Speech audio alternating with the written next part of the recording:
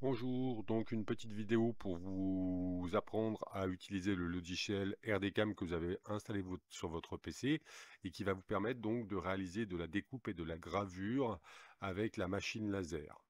Donc il suffit au départ de lancer le logiciel RDCAM, celui-ci s'ouvre, donc il dessine donc la feuille que vous avez en face de vous dans le logiciel correspond au plateau de la découpe laser.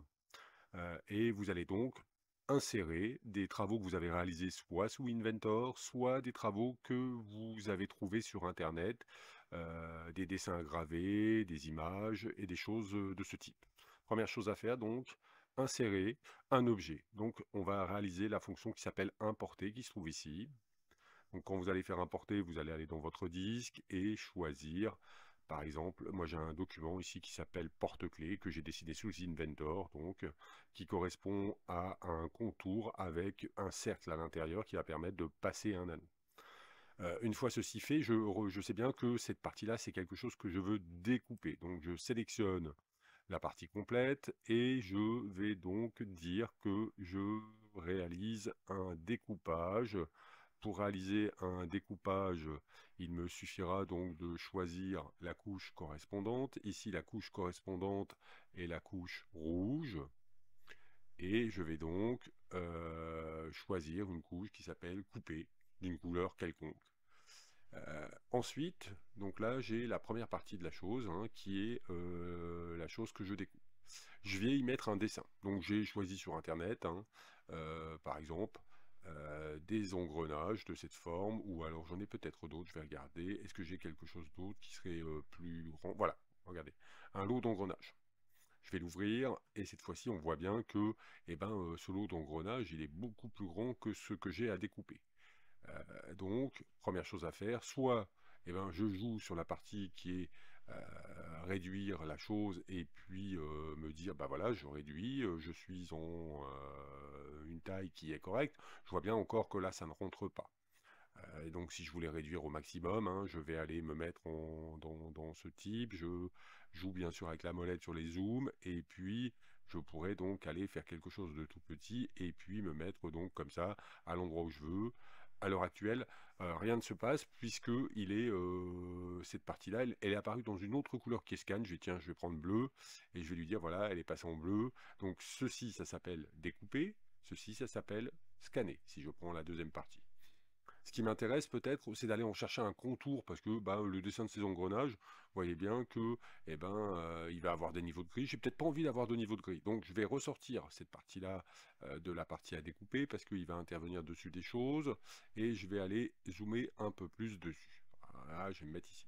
Si j'ai choisi donc cette partie-là, je peux apparaître quand elle est sélectionnée, aller sur ici un petit icône qui s'appelle Outils Image Bitmap, donc BMP, donc qui est un format d'image.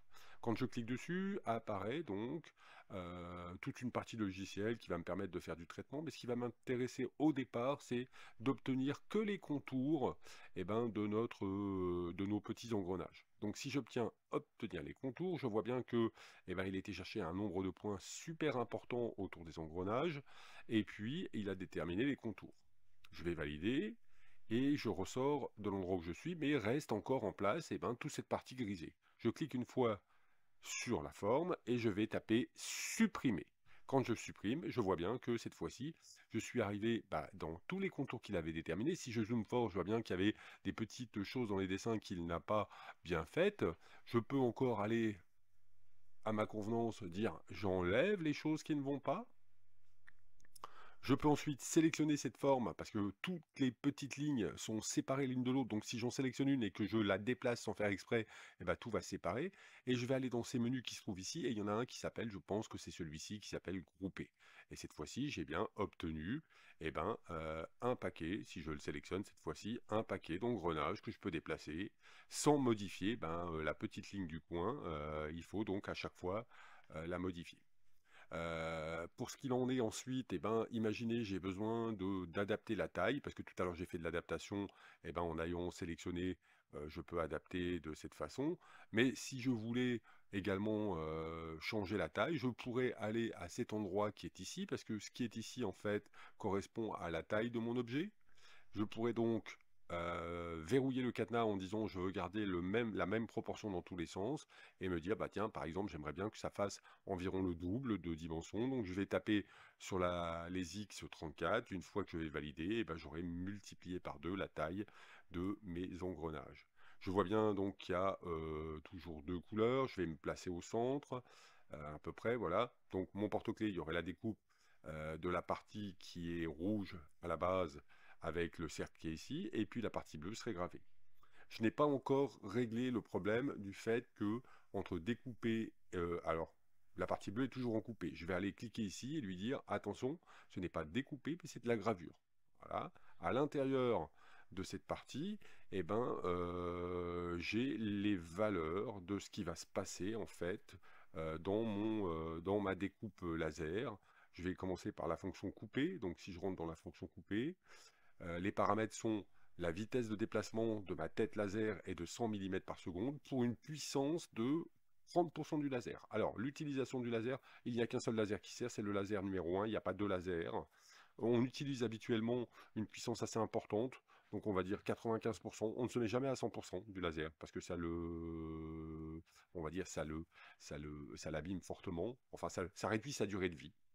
Et la vitesse de déplacement, si on veut faire de la découpe avec les plaques de MDF que l'on va utiliser pour faire notre projet cette année-là, j'aurais dit qu'il faudrait se déplacer à environ 20 mm par seconde. Ceci nous permettra d'avoir une découpe correcte.